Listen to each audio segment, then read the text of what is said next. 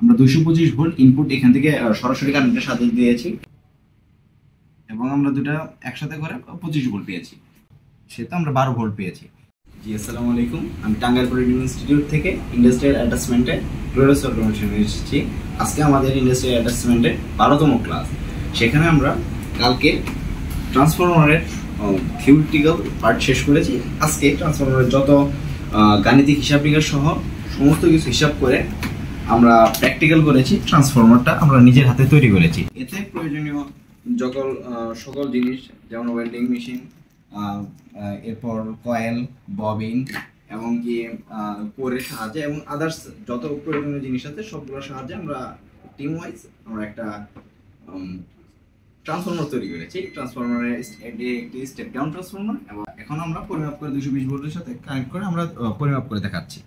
আমরা 225 volt input এখান থেকে সরাসরি কারেন্টের সাথে দিয়েছি এবং যেহেতু এটা স্টেপ ডাউন ট্রান্সফরমার সেহেতু আমরা একটা সাপেক্ষে আমরা 12 ভোল্ট পেয়েছি এবং আমরা দুটো একসাথে করে 25 ভোল্ট পেয়েছি। ধন্যবাদ সবাইকে।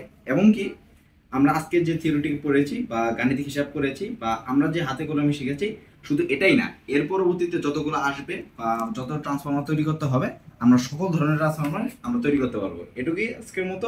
ধন্যবাদ সবাইকে। আসসালামু আলাইকুম।